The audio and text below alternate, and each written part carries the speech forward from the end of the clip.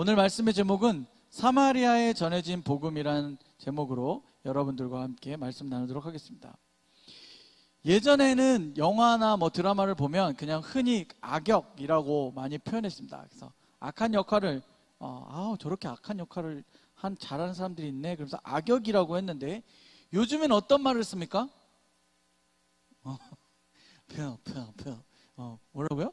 여러분 잘 알고 있죠? 요즘에는 빌런이라는 말을 쓰죠. 그런데 빌런의 의미가 단순히 악역의 의미보다는 좀 더 다양하게 좀 쓰이는 것 같습니다. 그런데 악역으로 일단 표현되는 사람을 빌런이라고 합니다. 그래서 제가 빌런이 어떤 어원인지를 한번 찾아봤는데, 빌런의 어원은 라틴어 빌라누스에서 시작되었습니다. 그 어원의 의미는 고대 로마 농장 빌라에서 일하는 농민들을 표현하는 말로 빌라누스라고 불렀는데, 그들은 차별과 가난에 못 이겨 폭동을 일으키고 상류층들의 재산을 약탈하고 무력을 행사했다고 합니다. 본 뜻과는 좀 다르게 오늘날의 빌런이라는 말이 악역의 의미로 쓰여지게 되었고, 우리가 사용하는 빌런의 의미는 악역과 동시에 조금 다른 괴짜거나 독특한 역할을 하는 사람의 의미로도 사용하고 있습니다. 성경을 보면 몇몇의 빌런들이 등장하는데, 제가 생각했을 때 사도행전에서의 가장 큰 빌런은 누구예요? 요즘 말로 빌런이라고 표현하면 누구예요? 사도행전 누구 나와요? 몰라요? 사도행전에 누구 나오죠? 누가 나와요? 사울이 나오죠. 네, 사울이 나옵니다. 그리고 이후에 바울이라는 이름으로 바뀌어서 하나 그리스도의 복음을 전하는 데 쓰임받은 바로 그 사울이 제가 생각하기엔 이 사도행전에서 최고의 빌런이 아닌가라는 생각을 합니다. 구약에도 사울이라는 인물이 나오죠. 구약에는 사울 왕이 나오고요. 또 신약에서 우리가 지금 보고 있는 사도행전에 사울이란 인물이 또 나옵니다. 이 사울은 율법에 능통한 자였어요. 단순히 율법에 능통한 자가 아니라 공회, 가장 최고의 두뇌들이 모였다는 사람들, 율법을 가르치고 또 많은 사람들 지도하는 지도자들의 모임 가운데 들 정도로 그는 그런 모든 것을 다 알고 있는 사람인과 동시에 그가 가지고 있었던 특권은 로마 심의권자라는 특권을 가진 사람이었습니다. 쉽게 얘기해서 누구도 이 사람을 함부로 끌고 가거나 이 사람을 가두거나 이 사람 뭔가 이렇게 벌을 줄 수 있는 그런 사람이 아니었다는 거죠. 배움의 정도가 낮은 게 아니라 가장 최고의 학문을 자랑하는 사람이며 동시에 최고의 권력을 가지고 있었던 그런 사람이 바로 사울입니다. 7장 마지막에 스데반의 죽음 가운데 바로 사울이 등장하죠. 그는 어떤 일을 하는 사람이었냐면 예수 그리스도를 증거하는 사람들을 잡아들이거나 그 사람들이 예수 그리스도 복음을 증거하는 사람들이 죽는 것을 보면서 기뻐하는 마음의 기쁨을 느끼는 사람이었어요. 복음을 증거하는 데 목숨을 건 스데반의 죽음 뒤에 바로 이어서 사울이 등장하게 됩니다. 8장 1절에서 3절까지의 말씀 우리 함께 큰 목소리를 읽도록 하겠습니다. 사울은 그가 죽임당함을 마땅히 여기더라. 그날에 예루살렘에 있는 교회에 큰 박해가 있어 사도 외에는 다 유대와 사마리아 모든 땅으로 흩어지니라. 경건한 사람들이 스데반을 장사하고 위하여 크게 울더라. 사울이 교회를 잔멸할새 각 집에 들어가 남녀를 끌어다가 옥에 넘기니라. 아멘. 어떤 사람이었다고요? 그는 스데반의 죽음을 보면서 뭘 느꼈다고요? 여기 말씀해 보니까 다른 사람들은, 경건한 사람들은 스데반의 죽음에 슬프고 괴로움을 느끼는 반면에 이 사울은 스데반이 죽어가는 걸 보면서 너무나 당연하고 너무나 큰 기쁨 가운데 있었던 사람입니다. 그래서 그는 이제 교회, 즉 예수 그리스도를 구주로 시인하는 사람들, 그렇게 믿음을 받아들인 사람들을 잡아내는 일을 하기 위해서 각 집을 돌아다니면서 그런 사람을 잡아다가 옥에다 넣는 일을 하는 그런 일을 하고 있다는 것입니다. 1절에 마땅히 여기다, 여기서 그가 죽임당함을 마땅히 여기다라는 것은 바로 스데반의 죽음을 의미합니다. 마땅히 여기다라는 의미로 번역된 시뉴도코는 동의하다, 함께 기뻐하다라는 의미를 가지고 있습니다. 이 의미는 사울이 스데반을 돌로 쳐 죽이는 일에 매우 적극적이며 또 심지어 주동하는 입장이라는 것을 나타내고 있는 말이 바로 이 말입니다. 또한 스데반의 죽음에 어떠한 작은 연민이나 후회가 아주 조금도 없는, 그러니까 제가 얘기한 기쁘게 느끼는 게 진짜 그냥 기쁘다가 아니라 완전히 그 기쁨을 누리는 그런 모든 것에 오히려 정말 쾌감을 느끼는 것이 바로 사울의 상태였다는 것이죠. 그만큼 사울은 복음을 증거하는 사람들을 경멸하고 그들을 잡아들이기 위해 누구보다 앞장서는 사람인 것입니다. 그래서 제가 여러분에게 사도행전의 최고의 빌런은 누구다? 사울이다, 이렇게 말씀드릴 수 있습니다. 그런데 그는 그 이후에 또 다른 표현으로는 제가 찾아보니까 게임 체인저라는 표현을 쓰더라고요. 뭔가 흐름을 바꾸는 사람을 게임 체인저라는 표현을 쓰는데, 게임자를 빼고 일단 체인저의 역할로, 체인저의 역할로 이제 새로운 일을 감당하게 되죠. 자, 스데반의 죽음 이후에 사람들은 어떻게 됐어요? 믿는 사람들이 스데반이 죽는 걸 봤어요. 어떤 일이 일어났어요? 오늘 말씀해 보니까 좀 전에 읽은 말씀에 뭐라고 나왔어요? 바로 직전에 읽은 말씀에 스데반의 죽은 이후에 어떻게 됐다고요? 사람들이 집에 갔더라? 사람들이 뭐 했다? 사람들이 흩어졌더라. 근데 이 흩어졌다는 의미가 무서워서 도망갔다라는 의미도 있을 수 있지만, 그보다 먼저 복음을 들고, 두려운 마음이 있었지만 복음을 들고 각각의 지역으로 흩어져 나아갔다라는 뜻입니다. 스데반의 죽음을 보고 믿는 사람들이 결심을 했어요. 뭘 결심을 했어요? 나도 저렇게 죽으리라? 그럴 수 있겠죠. 그들 가운데 그의 죽음을 보고 두려운 마음도 들었지만 이제 이 복음을 들고 우리가 열방으로 나아가야겠다는 마음을 갖게 됐다는 것입니다. 그런데 그들이 흩어진 곳 중에 한 곳이 어디냐면 바로 오늘 말씀의 제목처럼 어디에 갔다? 지금 제가 처음 듣는 말 하는 거 아니잖아요, 그죠? 사마리아로 그들이 그 중에 한 사람이 사마리아로 갔는데, 사마리아는 어떤 곳이냐면 제가 좀 설명을 여기에 오늘 덧대어 왔습니다. 사마리아는 아수르 포로기와 바벨론 포로기를 지나면서 이방 민족과의 혼혈, 그러니까 결혼을 서로 할 수 있도록 결혼 정책으로 인해 선택받은 민족, 유대인들, 우리는 선택받은 민족이야, 우리는 하나님이 우리를 선택한 유일한 민족이야라는 선택받은 민족의 어떤 그런 의식을, 그런 흐름을 바꿔놓는, 그래서 혼혈이 되었다고 해서 그 순수성을 잃어버렸다고 생각했습니다. 그래서 바벨론 포로기가 끝난 후 귀환한 유대인들은 성전 재건 과정에서 사마리아인들의 참여를 배제했다는 거예요. 그래서 충돌을 빚었으며 이 시기에 사마리아인들은 예루살렘 성전에 대항하여 그리심산에 자기들만의 성전을 건축하였습니다. 이후 유대인들은 사마리아인들을 이방인 취급하였으며, 이방인은 어떤 의미라고요? 선택받은 민족 외에는 다 이방인이라는 거예요. 너희들은 하나님이 선택하지 않은, 우리만 유일하게 선택받은 민족이고 너희들은 이방인, 선택받지 못한 민족이야 라고 그들이 생각했다는 것이죠. 사마리아인들 역시 유대인들 향해 적개심을 품게 되어 충돌이 그치지 않았으며, 이는 예수님 당시에도 전혀 개선되지 않은 채 지속되고 있었습니다. 한마디로 유대인과 사마리아인들 사이에 반복과 갈등은 오랜 세월을 거치며 형성된 뿌리 깊은 것으로 사실상 극복되기 어려운 상황이었다. 그 지역이 어디라고요? 사마리아였다는 거예요. 그래서 심하게 표현하면 길을 갈 때 이렇게 질러가면, 사마리아를 거쳐서 뚫고 이렇게 지나가면 금방 갈 수 있는 길도 유대인들은 돌아서 갔다는 거예요.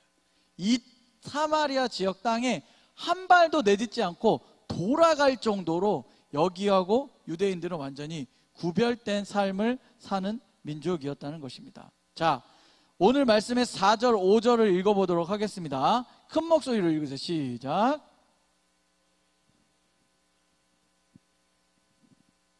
빌립이 사마리아 성에 내려가 그리스도를 백성에게 전파하니. 자, 누가 갔다고요? 빌립이 어디에 나와요? 앞에? 앞에 어딘가 나오겠죠. 근데 사도행전은 우리가 계속 나누면서 7명의 동역자를 뽑았다는 거 기억나요? 7명의 동역자를 뽑았습니다. 처음 듣는 얘기예요? 7명의 동역자를 뽑았는데 그 중에 한 사람이 누구다? 빌립. 흔히 그래서 우리가 교회에서 설교하실 때 7집사라고도 표현해요. 그러나 7동역자, 7명의 사역자들이 뽑혔는데 그 중에 한 사람이 빌립입니다. 근데 그가 사마리아로 갔다는 거예요. 흩어진 사람들이라는 의미는 그들이 아까 얘기한 것처럼 안전한 곳을 향해서 숨어 들어가는 것이 아니라 두루 다니는 것을 의미합니다. 흩어진 사람들의 그 말의 원형은 디아스페이로 분배를 의미하는 디아와 씨를 뿌린다는 뜻으로 스페이로의 합성어입니다.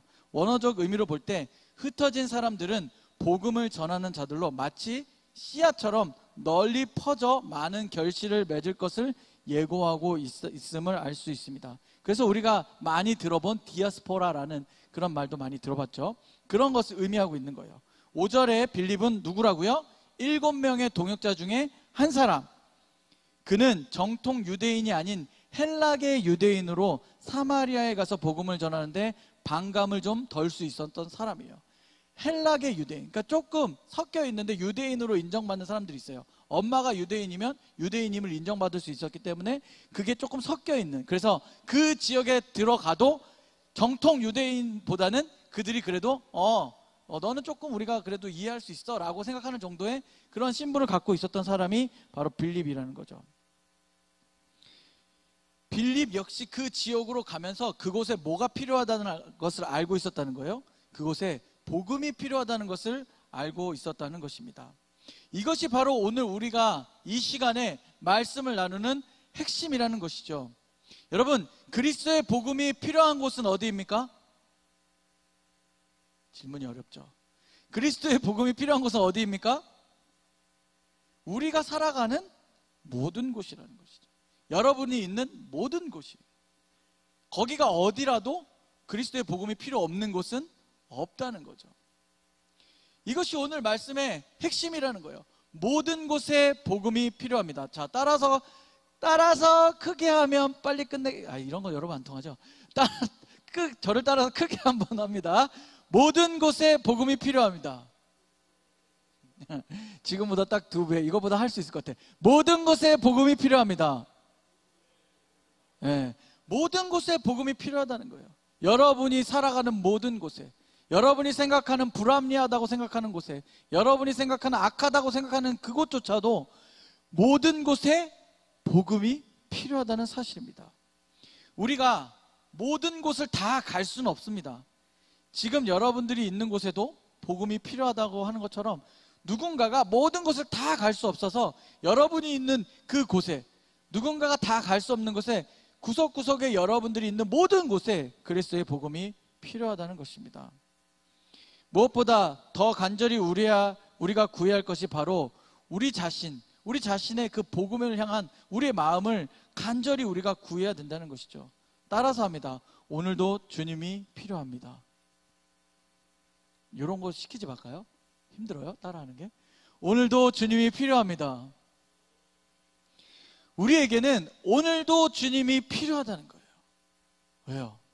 주님의 도우심 없이는 우리 마음 가운데 그 복음을 증거하기가 때로는 주저할 때도 많고, 때로는 나의 약함이 너무 드러나서 오히려 복음을 증거하기보다는 숨으려고 하는 마음이 있기 때문입니다. 우리 6절에서 7절 말씀 함께 크게 읽겠습니다. 무리가 빌립의 말도 듣고 행하는 표적도 보고 한 마음으로 그가 하는 말을 따르더라. 많은 사람에게 붙었던 더러운 귀신들이 크게 소리를 지르며 나가고 또 많은 중풍병자와 못 걷는 사람이 나으니. 아멘. 빌립은 사마리아에 많은 사람들에게 복음을 증거합니다. 그 무리들은 그의 말, 즉 복음을 듣기도 하며 행하는 표적도 보았는데 그것이 바로 7절에 나오는 것입니다. 행하는 표적 뭐예요? 귀신들이 나가고 병자들이 치유되며 걷지 못하는 자들이 걷게 되는 놀라운 일들이 일어나는 것을 보았다는 것입니다. 자, 귀신이 나가고 병자가 치유되며 걷지 못하는 자가 걷게 되는 것은 우리가 어떨 때 본 거예요? 어디서 본 것 같아요, 여러분? 누가 이런 일을 행했어요? 누가? 예수님이. 그죠? 예수님께서 이 땅 가운데 계실 때 그 천국 복음을 전하실 때 귀신 들린 자에게 귀신을 내쫓고 또 병 중에 있는 자들을 치료하셨으며 특별히 어떤 사람? 죽음에 있는 사람들도 회복했고 또한 나면서부터 걷지 못하는 자를 걸을 수 있도록 예수님이 치료해 주셨다는 거죠. 그러한 일들이 지금 어느 곳에서 일어난다고요? 사마리아 땅 가운데서 일어나고 있다는 것입니다. 그들의 사상으로는 그들의 사상, 즉 선민 사상으로 볼 때 선택받은 민족 외에는 어떠한 이러한 일들이 다른 곳에서 일어나지 않아야 되는 거예요. 그리고 다른 곳에서 일어나는 그 모든 일들은 다 잘못된 것이고 이단들이 하는 행동처럼 아마 생각했을 것입니다. 그러나 예수 그리스도의 복음을 들고 그들이 꺼려하는, 누구도 가지 않으려고 하는 사마리아에 갔을 때 그 지역에 마치 예수님께서 하셨던 사역과 같은 일들이 동일하게 일어난다는 것을 오늘 말씀이 이야기하고 있습니다. 제가 전에도 한번 이야기했지만 지금도 가장 큰 기적은 주로 어디에서 일어나요? 선교지에서 많이 일어납니다. 왜요? 선교지에는 병원도 없고 의사도 없고 누군가 무언가를 고쳐주거나 도와줄 사람이 없습니다. 그것에서는 정말 주님만 의지할 수밖에 없는 상황들이 참 많이 있다는 것이죠. 제가 또 몇 번 얘기했지만 여러분, 유튜브 영상 보고 어떤 사람이 막 병자를 막 기도하면서 치유하고 막 놀라운 변화를 일으키고 막 사람들이 몰려들고 저 사람 정말 그런 능력이 있나 보다. 여기에 빠지면 된다 안 된다? 안 된다. 그런 사람들이 지금도 여전히, 제가 청년의 때와 마찬가지로 지금도 여전히 보니까 많은 이 미디어를 통해서 여러분의 믿음에 혼선을 주고 있어요. 혼란을 주고 있어요. 예수 그리스도의 사역은 내가 드러나는 게 아니라 누가 드러난다고요? 하나님이 드러나는 거예요. 그러니까 주님이 드러나야 되는데 누군가가 어떠한 사역을 하면서 내가 드러난다는 것은, 그것은 하나님이 원하는 일이 아니고 거짓일 가능성이 높다는 거죠. 여러분, 그러니까 분별력을 가져야 돼요. 만약에 제가 지금 이제 도현이가 많이 괜찮아졌지만, 도현이가 팔을 이렇게 깁스를 하고 다녔잖아요, 한동안. 도현이가 수술하기 직전에 제가, 도현아 와봐, 내가 기도해 줄게, 내가 너를 한 방으로 고칠 수 있어, 그리고 영상을 찍어, 도현아 내가 기도하면은 다 나았어요, 막 이렇게 돌려, 알았지? 약속을 했어. 그리고 내가 기도를 했는데 도현이가 막 팔을 돌리고 다 나았어요 이러면 어떻게 돼? 구름대처럼 몰려오죠, 사람들이. 구름대처럼 몰려와요. 뭐 얼마든지 연출할 수 있다는 거죠. 그런데 많은 이단의 세력들이, 많은 사람들이 여러분의 삶에 신앙을 흔들어 놓기 위해서 사단이 그러한 사람들을 오늘날도 세우고 있다는 거예요. 특별히 영어 이름을 쓰는 사람들을 조심하세요. 힌트를 주자면. 그죠? 영어 이름을 쓰는 사람들을 좀 주의하세요. 저는 영어 이름이 없습니다. 안심하라는 뜻이죠. 그래서 우리가 지금 이 시대 가운데도 진정한 복음을 전하고자 하는 그 믿음을 들고 선교지에 가는 그 수많은 발걸음들 가운데 일어나고 있는 일들이 바로 이러한 기적들이 지금도 일어나고 있다는 거예요. 왜요? 그곳 가운데 예수 그리스도의 복음을 들고 나아가고 있기 때문이라는 것입니다. 자, 우리 마지막 8절을 읽겠습니다. 크게 읽으세요. 시작. 그 성에 큰 기쁨이 있더라. 아멘. 뭐가 있다고요? 뭐가 있다고요? 큰 기쁨이 있더라. 여기서 있더라로 번역된 에게네토는 상태를 표현하기보다는 역동적인 의미로 생겼다, 발생하였다라는 뜻을 가지고 있습니다. 그래서 다시 우리가 이것을 보면 그 성에 큰 기쁨이 뭐 했더라? 발생했더라, 일어났더라 라고 우리가 해석할 수 있습니다. 그 성에 큰 기쁨이 일어났더라, 발생했더라. 자, 여러분, 무엇을 의미합니까? 무엇으로 그 성에 큰 기쁨이 일어난 거예요, 지금? 처음부터 다시 할까요? 예수 그리스도의 복음을 증거하는 일로 많은 사람들이 병고침을 받고 안진뱅이가 걷고 일어나며 그것 가운데 그리스도의 복음이 전해지는 그 지역에, 누구도 가지 않으려고 했던 그 지역에 예수 그리스도의 복음이 증거됨으로 인해서 큰 기쁨이 발생했더라 라는 말씀이 오늘 우리 이 읽은 이 말씀의 마지막 구절에 나오는 거죠. 그렇다면 오늘 이 말씀을 저와 여러분의 삶으로 적용해 봅시다. 자, 여러분이 가장 많이 거주하는 곳이 어디입니까? 직장이면 직장, 뭐 학교면 학교, 집이면 집. 그러면 이 말씀에 이렇게 할 수 있겠죠? 내가 거하는 그곳에 큰 기쁨이 발생했더라. 그럼 거기는 여러분들이 그냥 말하는 거예요. 뭐 예를 들면 내가 거하는 학교에 큰 기쁨이 발생했더라. 이렇게 한번 해보는 거예요. 다 같이 해보는 거예요. 아유, 진짜 내가 이렇게까지 해야 되나, 여러분? 자, 한번 해보겠습니다. 자, 지금 준비하시고, 내가 거하는 학교에 큰 기쁨이 발생했더라. 내가 거하는 직장에 큰 기쁨이 발생했더라. 시작! 내가 거하는 교회에 큰 기쁨이 발생했더라. 아멘. 복음을 증거하는 것은 그곳에 구원의 기쁨과 감격이 발생하는 것을 의미합니다. 한 번 더 질문해 보겠습니다. 마음으로 대답해도 괜찮습니다. 그렇다면 여러분이 거하고 있는, 여러분이 주로 머물고 있는 일주일 동안 가장 많이, 집을 제외한 여러분들이 가장 많이 거하는 그곳에 어떠한 일들이 가득하십니까? 구원의 감격, 예수 그리스도의 복음의 기쁨을 누리며, 또는 여러분들의 감사의 마음이 넘치면서 그곳에서 삶을 살아가고 있는지, 아니면 여전히 힘들고 여전히 어렵고 여전히 무시당하고 멸시당한다고 생각하고 여전히 불합리하다고 생각하는 마음이 가득한지 한번 우리는 생각해 봐야 된다는 것입니다.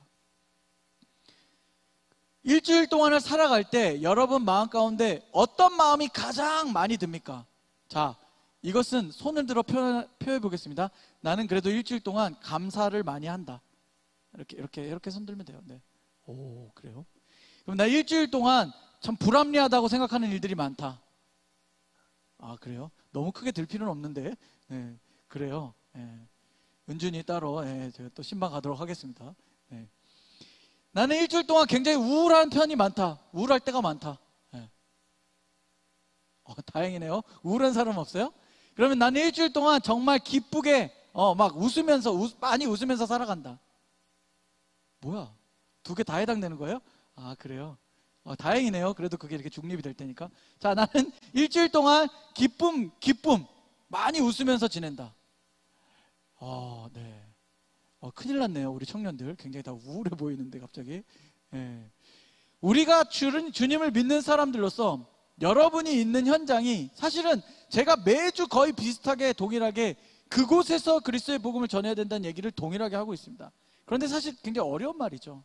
힘든 말인 거 알고 있습니다. 그런데 오늘 이 말씀, 사마리아로 간 빌립, 그가 사마리아에 가서 한 일을 볼 때 우리 역시 우리가 가장 힘들어하는 곳, 우리가 가장 어려워하는 곳으로 가고 있다면 그곳 가운데 내가 예수 그리스도를 믿는 것으로 인해서 기쁨을, 감사를 표현할 수 있는 삶이 되어야 된다는 것이죠. 그래서 누군가가 여러분에게 요즘 왜 이렇게 좀 얼굴이 밝아 보여? 굉장히 행복해 보이는데 무슨 좋은 일 있어? 그럴 때 뭐라고 대답하는 거예요? 끄덕끄덕거리면 돼요? 그냥 그런 일이 있어 이렇게? 내가 주일마다 예배 드리고 있고 내가 마을 모임 가운데도 기도 제목을 나누고 그렇게 함께 마음을 나누고 기도해 주는 공동체가 있는데 너무 감사한 것 같아서 너무 좋아. 우리 마을 이장만 생각하면 웃음이 끊이지 않아. 라는 말을 할 수 있는 여러분들이 됐으면 좋겠습니다.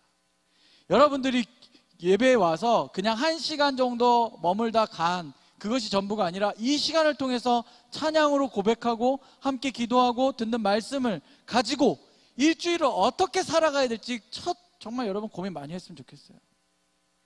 그리고 정말로 여러분 부탁드리건대 이번 주 부흥회는 정말 힘쓰고 애써서 모든 저녁 스케줄을 취소하시고 함께 나와서 부흥회에 참석합시다. 아멘.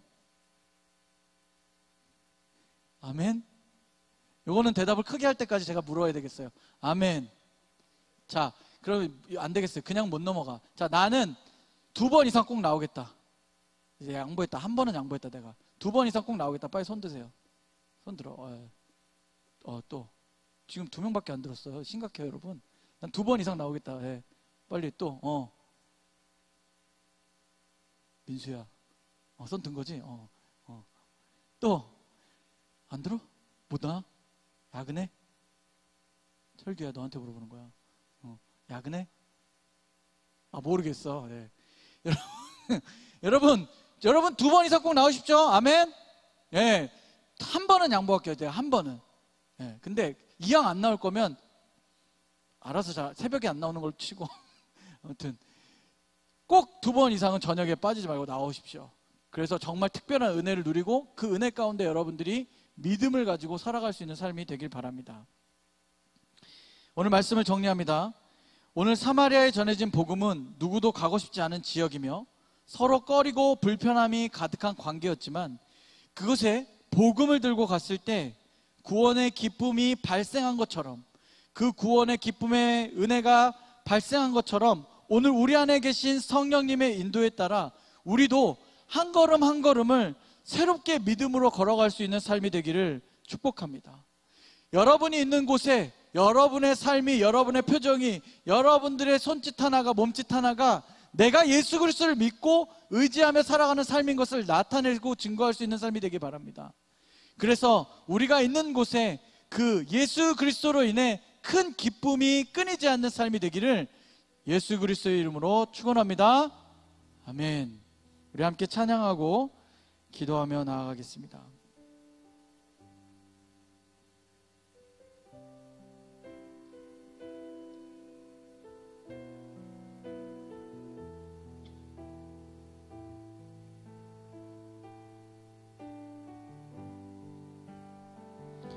주보혈 날 정결케 하고 주보혈 날 자유케 하니 주 앞에 나 예배하는 이 시간 나의 모든 것을 주께 드리네.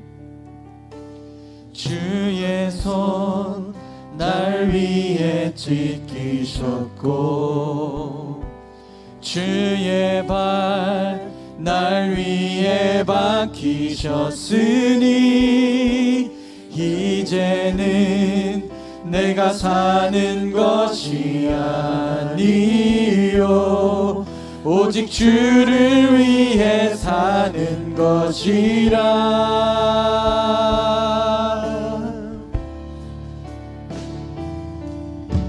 주의 손에 나의 손을 포개고 또 주의 발에 나의 발을 포개어 나 주와 함께 죽고 또 주와 함께 살리라. 영원토록 주 위에 살리라. 주의 손에 나의 손을 포개고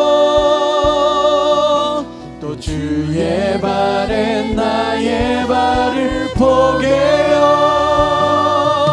나 주와 함께 죽고 또 주와 함께 살리라.